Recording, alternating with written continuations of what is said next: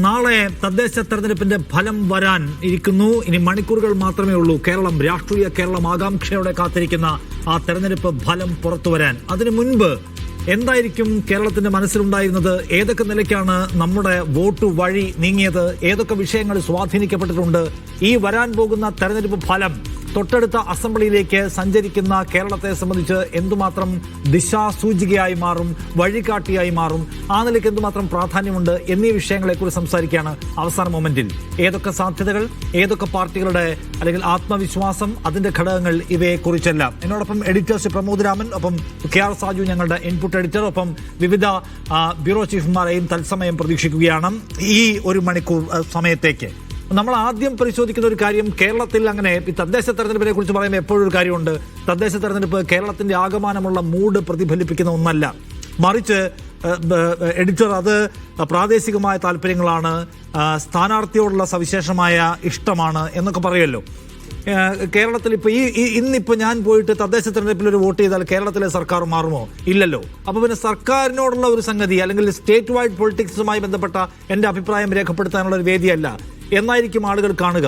അതുകൊണ്ട് ഇത് കേരളത്തിന്റെ ഒരു പൊതുവായ മൂഡ് അല്ലെങ്കിൽ സ്റ്റേറ്റ് പൊളിറ്റിക്സ് അല്ലെങ്കിൽ സ്റ്റേറ്റ് വിഷയങ്ങൾ ഇവയിന്മേലുള്ള ഒരു അഭിപ്രായ രേഖയായിരിക്കില്ല എന്ന് പൊതുവിൽ പറയാമോ ഇത്തവണയും?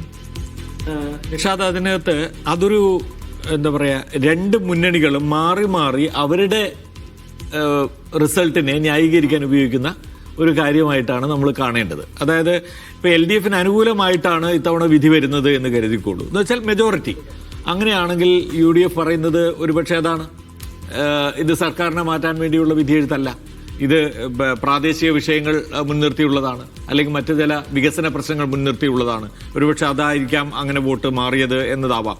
അല്ലെങ്കിൽ തിരിച്ച് UDFനുള്ളതാണ് എങ്കിൽ തന്നെ LDFനെ സംബന്ധിച്ചിടത്തോളവും അത് പറയാം, ഇത് സർക്കാരിനെതിരായിട്ടുള്ള ഒരു വിധിയെഴുത്താണെന്ന് പറയാമെങ്കിൽ ആകമാനം. കാരണം പല വിഷയങ്ങളും സ്റ്റേറ്റ് ലെവലിലുള്ളതല്ല, ചില ഒരുപക്ഷെ വികസന പ്രശ്നങ്ങളിൽ, വികസന കാര്യങ്ങളിൽ എവിടെയെങ്കിലും വീഴ്ച വന്നതിനുള്ള ഒരു മറുപടിയായിട്ട് കൂടി കാണാം. അപ്പോൾ അതുകൊണ്ട് ഇത് അങ്ങനെ വ്യാഖ്യാനിക്കാനുള്ള ഒരു ശ്രമം ഉണ്ടാവും എന്നുള്ള കാര്യത്തിൽ സംശയമില്ല. പക്ഷെ വോട്ട് ചെയ്യുന്ന വോട്ടറെ സംബന്ധിച്ചിടത്തോളം അതിനകത്തൊരു പൊളിറ്റിക്കൽ ആംഗിൾ കൂടി അതിനകത്ത് പ്രയോഗിക്കുന്നുണ്ട് എന്നുള്ള കാര്യത്തിൽ സംശയമില്ല. ഉറപ്പാണ് സ്ഥാനാർത്ഥികൾ, വ്യക്തികൾ, അല്ലെങ്കിൽ ആ പരിസരത്തെ പ്രശ്നങ്ങൾ, അങ്ങനെയുള്ള കാര്യങ്ങളൊക്കെ ഇതിൽ റിഫ്ലക്ട് ചെയ്യുന്നുള്ള കാര്യത്തിൽ സംശയമൊന്നുമില്ല. പക്ഷെ ഓവറോൾ ആയിട്ട് നമ്മൾ നോക്കിക്കഴിഞ്ഞാൽ അതിനകത്ത് പൊളിറ്റിക്സ് ഇല്ല. അത് കേവലം വ്യക്തികളെയും വികസന പ്രശ്നങ്ങളെയും മാത്രം മുൻനിർത്തിയുള്ള ഒരു തെരഞ്ഞെടുപ്പാണ് എന്ന് നമുക്ക് പറയാം. ഇപ്പൊ ഇതിനകത്ത് തന്നെ നോക്കൂ സാർ, ഇപ്പൊ LDFനകത്ത് പറഞ്ഞൊരു കാര്യമുണ്ടല്ലോ, അതായത് ഞങ്ങൾക്ക് നല്ല കോൺഫിഡൻസ് ഉണ്ട്, ഇത് സർക്കാരിന്റെ ഒരു വിലയിരുത്തലായി മാറാൻ പോവുകയാണെന്ന് അവർ പറയുന്നത്. ഞങ്ങൾക്ക് ലോക്കൽ ബോഡിയിൽ ഓൾറെഡി ഒരു അഡ്വാൻറ്റേജ് ഉണ്ട് എന്നതിനെ മുൻനിർത്തിക്കൊണ്ടാണ്. ജനവും അതിനെ അങ്ങനെ കാണുന്നുണ്ടാവില്ലേ? ഇപ്പൊ ഈ തെരഞ്ഞെടുപ്പിൽ വരുന്ന ഫലം LDF ഞങ്ങൾക്കിത് സ്വീകാര്യതയുണ്ട് എന്ന് സ്ഥാപിക്കാനുള്ള ഒരു ടൂളായിട്ട് ഉപയോഗിക്കും എന്നത് കൗണ്ടർ പ്രൊഡക്റ്റീവ് ആവാനുള്ള സാധ്യതയുണ്ടോ? അത് പറയാൻ സാധ്യതയില്ലായിരിക്കില്ല. കാരണം എന്ന് വെച്ചാൽ ഇപ്പോൾ ജനങ്ങളെ സംബന്ധിച്ചിടത്തോളം ഇത് വോട്ട് ചെയ്യുന്ന സമയത്ത് മനസ്സിൽ ശരിയായ രീതിയിലുള്ള ഒരു തെരഞ്ഞെടുപ്പിലേക്ക് അവർക്ക് എത്താൻ കഴിഞ്ഞിട്ടില്ലെങ്കിൽ അവരുടെ ഒരു വോട്ട് എന്ന് പറയുന്നത് ചിലപ്പോൾ ഈസി ആയിട്ടുള്ള ഒരു നിലയിലേക്ക് മാറാൻ, ശരി പിണറായി 10 കൊല്ലം ആയില്ലേ, ഇനി പിണറായിക്കെതിരായിട്ടുള്ള ഒരു വോട്ട് ഇരിക്കട്ടെ എന്ന നിലയിലേക്ക് മാറാനുള്ള ഒരു സാധ്യതയൊന്നും നമുക്ക് തള്ളിക്കളയാൻ കഴിയില്ല. അല്ലെങ്കിൽ ഒരുപക്ഷെ അവർക്ക് ഇതുവരെ ലഭിക്കാത്തൊരു ചാൻസ്, ഇത് ഞാൻ പറയുന്നത് ഒരു ലാർജർ ലെവലിലാണ്. എന്ന് വെച്ചാൽ നമ്മൾ പൊളിറ്റിക്കലി വളരെ കറക്റ്റായിട്ടുള്ള നിലപാടെടുത്ത് വോട്ട് ചെയ്യുന്നവരുടെ കാര്യത്തിലുള്ള സംഗതിയല്ല പറയുന്നത്, ഒരു കോമൺ മാൻ സംഗതിയിൽ ചിലപ്പോൾ അങ്ങനെയൊക്കെ വന്നുകൂടുന്നില്ല. പക്ഷേ ഇതിന് പൊളിറ്റിക്കൽ റെലവൻസ് ഇല്ല എന്ന് നമ്മൾ കരുതാനേ കഴിയില്ല. ഞാൻ ഏറ്റവും പ്രധാനമായിട്ട് അതിനകത്ത് കാണുന്ന ഒരു കാര്യം വെച്ചപ്പോൾ ജില്ലാ കൗൺസിൽ തെരഞ്ഞെടുപ്പുകൾ നടന്ന ജില്ലാ കൗൺസിൽ 93-ലല്ലേ ആണെന്നാണ് എൻ്റെ ഓർമ്മ, 91-ല ജില്ലാ കൗൺസിൽ തെരഞ്ഞെടുപ്പ് നടന്നു. നായനാർ മന്ത്രിസഭ ഉണ്ടായിരുന്ന സമയത്ത് ജില്ലാ കൗൺസിൽ തെരഞ്ഞെടുപ്പിൽ മികച്ച വിജയം നേടി LDF നേടി. പക്ഷേ തൊട്ടടുത്ത് അതിൻ്റെ ബലത്തിൽ നടത്തിയ ഒരു കാലാവധി പൂർത്തിയാവുന്നതിന് മുമ്പേ മന്ത്രിസഭ പിരിച്ചുവിട്ട് നിയമസഭ പിരിച്ചിട്ട് തെരഞ്ഞെടുപ്പിലേക്ക് പോയി, പരാജയപ്പെട്ടു.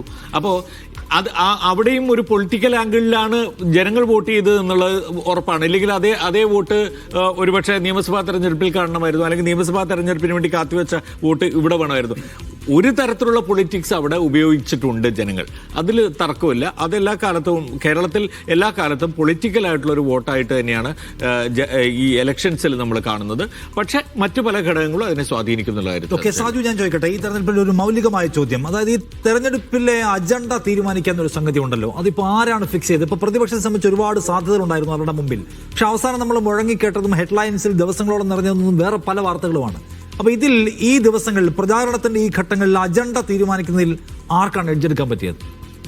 ഈ തെരഞ്ഞെടുപ്പിന്റെ അജണ്ട നിശ്ചയിക്കുന്നതിനടുത്ത് LDFന് ഒരു എഡ്ജ് എടുക്കാൻ അവസാന ഘട്ടത്തിൽ കഴിഞ്ഞിട്ടുണ്ട്. കാരണം നമുക്കറിയാം, UDFനെ സംബന്ധിച്ചിടത്തോളം മുമ്പ് എപ്പോഴത്തെക്കാളും നല്ല അവസരങ്ങളുണ്ടായിരുന്നു. ശബരിമല അടക്കമുള്ള വിഷയങ്ങൾ ഉയർത്തിക്കൊണ്ട്, സ്വർണ്ണക്കൊള്ളയടക്കം ഉള്ളവ ഉയർത്തിക്കൊണ്ട് അവർ തുടക്കത്തിൽ ഒരു എഡ്ജെടുത്ത് മുന്നോട്ട് പോയിട്ടുണ്ട്. പ്രത്യേകിച്ച് കോർപ്പറേഷനുകളുടെ സ്ഥാനാർത്ഥി നിർണയവുമൊക്കെ പ്രഖ്യാപനത്തിന് മുമ്പേ തന്നെ നടത്താൻ കഴിഞ്ഞിരുന്നു. UDFന് പതിവില്ലാത്ത രീതികളിലുള്ള കാര്യങ്ങൾ മുൻനിര നേതാക്കൾ ഇറങ്ങി കളത്തിൽ നിറഞ്ഞു നിൽക്കുന്നു. നമ്മൾ തിരുവനന്തപുരത്തേക്ക് നോക്കൂ, കെ മുരളീധരൻ, കൊച്ചിയിൽ പോയാൽ VD സതീശൻ, കോഴിക്കോട്ടേക്ക് വന്നാൽ പട നയിക്കാൻ തിരുവനന്തപുരത്ത് നിന്നും രമേശ് ചെന്നിത്തല എത്തി നിൽക്കുന്നു. അങ്ങനെ വളരെ വിപുലമായ രീതിയിൽ ഞങ്ങൾ ഒരു അംഗത്തിന് നിൽക്കുകയാണ് എന്ന സന്ദേശം നൽകാൻ തുടക്കത്തിലെ UDFന് കഴിഞ്ഞിട്ടുണ്ട്. ആ ടെമ്പോ ഫീൽഡിൽ അവർക്ക് നിലനിർത്താനായിട്ടുണ്ട്, കോർപ്പറേഷനുകളിൽ എങ്കിലും. കാരണം അവർക്ക് ഒരു പ്രതീക്ഷയും ഇല്ലാതിരുന്ന തിരുവനന്തപുരത്തൊക്കെ അവർ നടത്തിയിട്ടുള്ള മുന്നോട്ടുള്ള ഒരു പോക്കുണ്ട്. പക്ഷെ അപ്പോൾ പോലും രാഹുൽ മാങ്കൂട്ടം വിവാദത്തെ കൊണ്ടുവന്ന് വെച്ചുകൊണ്ട് ഇതിനൊരു ചെക്ക് വെക്കാനുള്ള ശ്രമമാണ് LDF നടത്തിയത്. ഏറ്റവും അവസാന ദിവസത്തിൽ, അതായത് രണ്ടാം ഘട്ടത്തിന്റെ വോട്ടെടുപ്പ് ദിവസം, മുഖ്യമന്ത്രി തന്നെ അതിന്റെ ഏറ്റവും അങ്ങേയറ്റം, അങ്ങനെ ഒരു മുഖ്യമന്ത്രി ആ വാക്കുകൾ പ്രയോഗിക്കുമെന്ന് ആരും പ്രതീക്ഷിക്കാതെ ഇരിക്കെ ലൈംഗിക വൈകൃതമുള്ള കുറ്റവാളികളാണ് UDFൽ ഉള്ളത് എന്ന സന്ദേശം നൽകുന്ന രീതിയിലുള്ള പ്രചാരണങ്ങളിലേക്ക് കൊണ്ടുപോകാൻ കഴിഞ്ഞു.